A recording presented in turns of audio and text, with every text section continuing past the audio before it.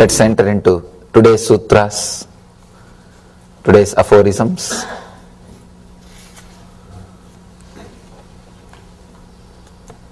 Yesterday we stopped with the third sutra, Tada Drashtuh Swarupe Vastanam, means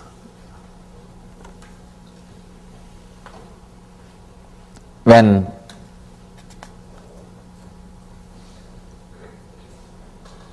withdrawal from mental patterns happens, when you take the responsibility for your mind, remembering you are thinking. Thinking is your action. It is not, mind is not an object or it is not a thing. It is your very action. The moment you take the responsibility, the moment you start remembering that mind is an action, suddenly you will see you are able to stop when you don't want, you are able to operate when you want. Having that freedom, having that liberation is what Patanjali calls Swarupe Vastanam, means establishing in your own nature. Please understand, we need to understand the word nature.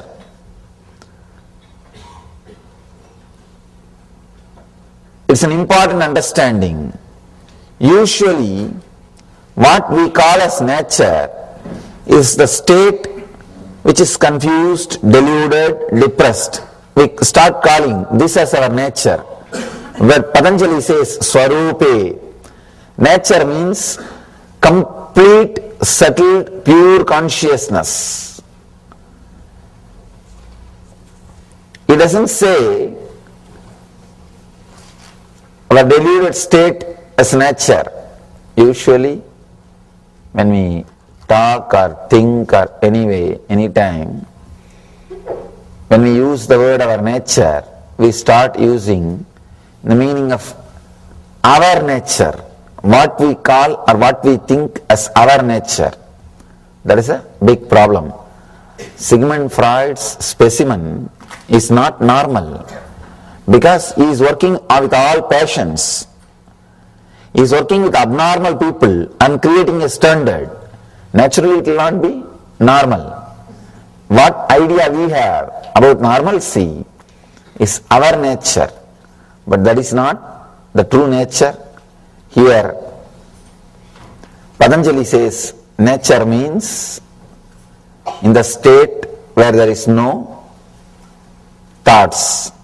When the chitta vritti nirodha, when chitta vritti nirodha happens, that is what is our state.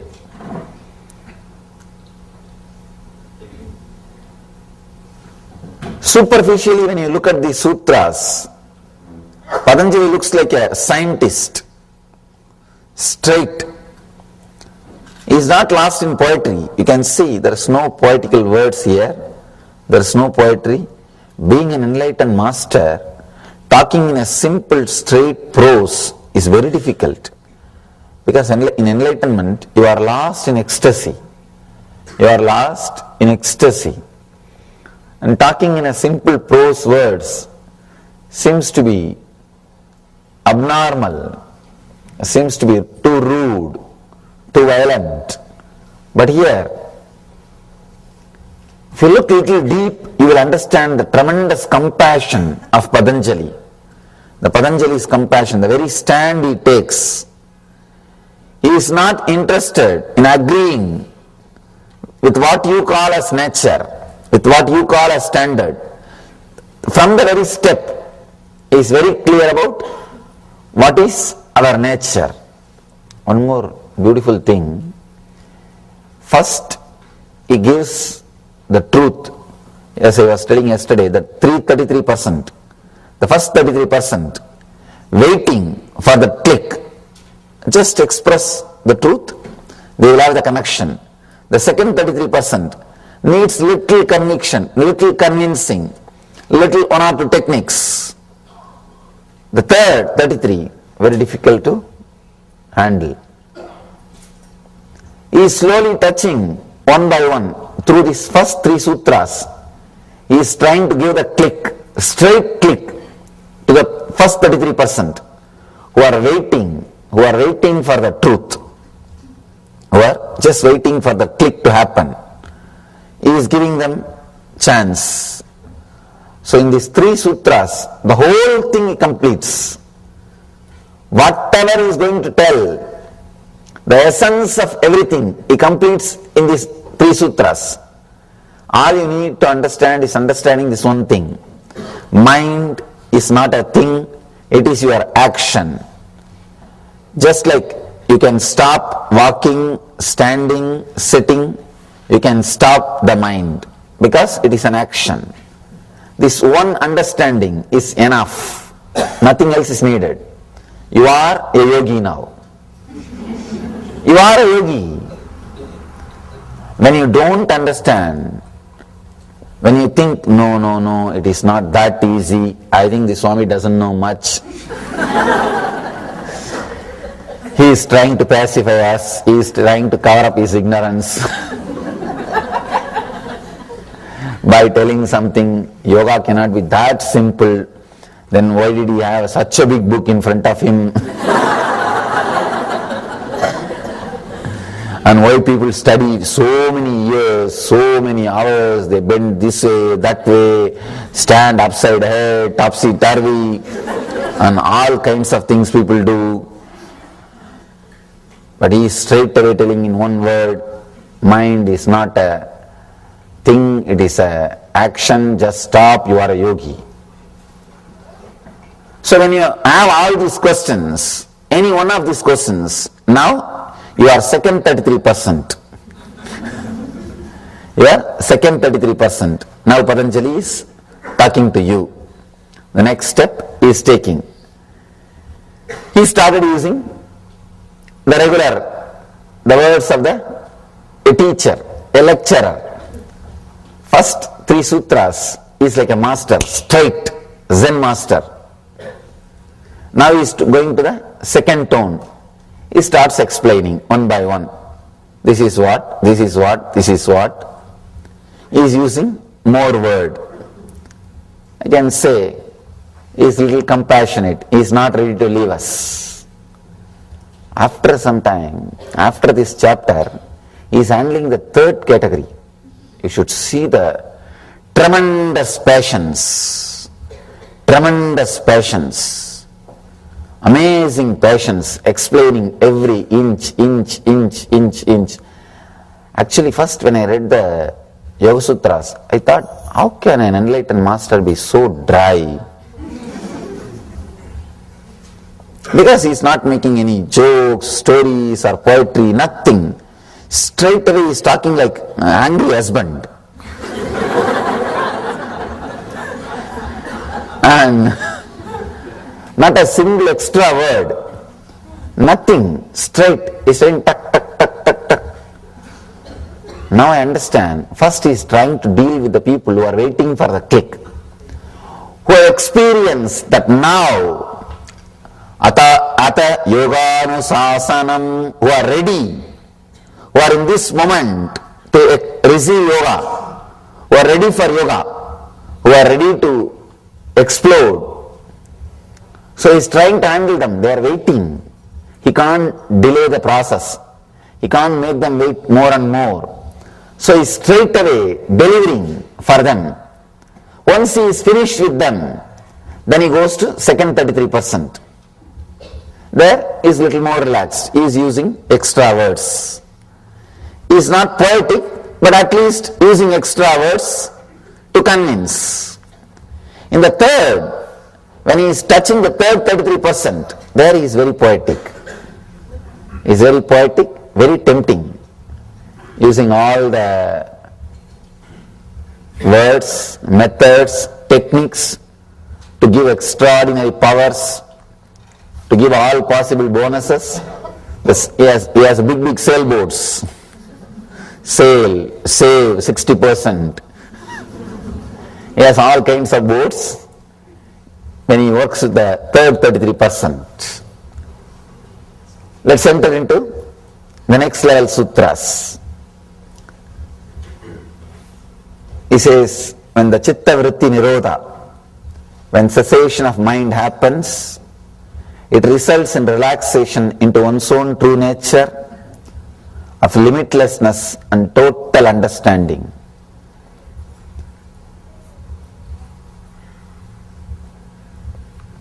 The other day, I had opportunity to sit with a great research scholar who is doing research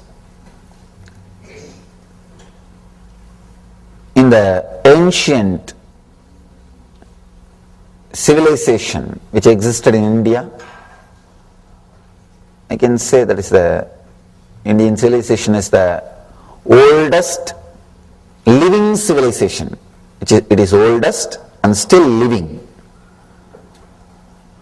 His researchers, his name is D.K. Hari, I was shocked to see the way in which the intelligence is expressed in the Indian civilization, not just with enlightenment science, the aircrafts, the houses, in the architecture, in the field of building dams, bridges, is proving very clearly the Ganga river is man-made. Something like few thousands of years ago, man-made river was built and man-made bridges on the ocean was built. The amazing understanding, clarity, experience expressed, something like 42 varieties of aircrafts have been built, all thousands of years before, something like 8,000 to 9,000 years before. I was shocked. I thought, how could they have so much of clarity, understanding and intelligence? In the meditation field, they did a big research and developed the science of enlightenment. This I can understand. But how could they do so much in the outer world?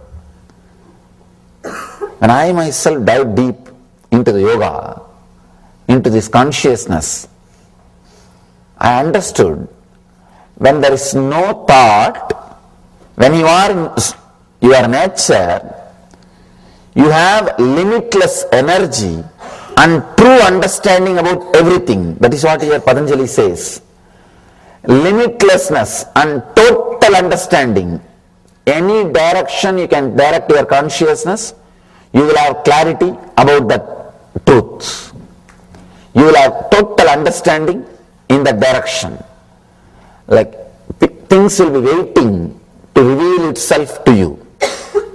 Things will be waiting to reveal its mysteries to you. All you need, just look in. You will see, it reveals all its mysteries to you. You are able to connect with it and receive all the informations, secrets, mysteries. It is just like downloading. It's just like downloading. If you are a yogi, if you are a thoughtless, zone, anything, just bring your awareness, that restful awareness, that is what Patanjali calls samyama, restful awareness. If you direct your restful awareness towards the direction, you know it. I have seen Indian yogis. I had the fortune of living at the feet of many Indian yogis. They just master anything.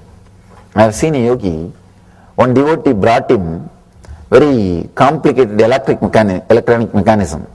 I think it's a MP3 player. Neither he knows English, nor he has handled these electronic equipments. If he knows English, we can say, he would have read the button play, here fast forward and all those things. He knows nothing. But I could see very clearly, the moment he picked up the machine, picked up the item, he started handling it perfectly as if he is living with it. I asked him, what is this how can this be, sir? How can this be, Swami? He said, I may not know this mission, but I know how the whole system works, how the whole thing is getting operated, how the whole thing functions. It's very difficult for us to understand. It's very difficult for us to understand. I have seen yogis playing with the power of the mind, with the power of energy. See, they can just create a sound wave and do what they want. One yogi, Raghupati yogi, who taught me yoga, anything you want to do, you will just only create a sound wave. I have seen that result happening. For example, if you want to throw a stone on a tree, you will just create an exact sound. And that sound wave will be so powerful, it will reach the tree and the fruit will fall.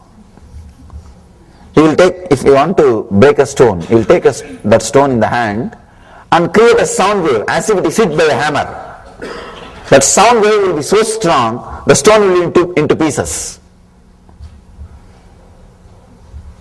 Sometime he will create a sound wave like a dog. All 40-50 dogs in that area, some 2-3 kilometers, will come running towards him. These yogis, they master different powers. They live in a different zone. They express different kinds of energy. So here, when you are in that restful awareness, then happens total understanding and limitlessness. Swarupe Vastanam. Let's enter into today's sutra. Vriddhi sarubhyam itaratraha. Let me give you the translation. Till that state is reached, there is clutching an identification with thought patterns. Till you reach that state of yoga. See, now he is talking to the second 33% who say, no, yoga is not that easy. You will talk all these things and go away after 2 days.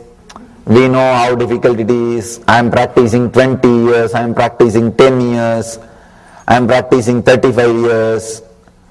Understand, if your practice is an income source for your teacher, how do you expect you to grow further? If your body is an income source for a doctor, how do you think you can get healed? Same way, you need to understand. You need to understand the deeper truths.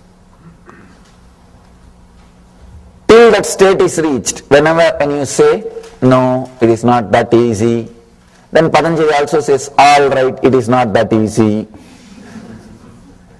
When Patanjali says, it is easy, if you stand up, yes, it is, then you are done.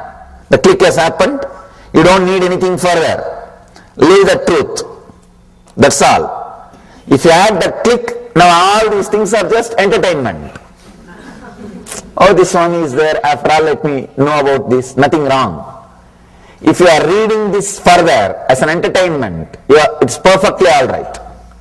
But if you are reading this further with bondage, unable to connect, unable to have the first click, alright, at least join the second group.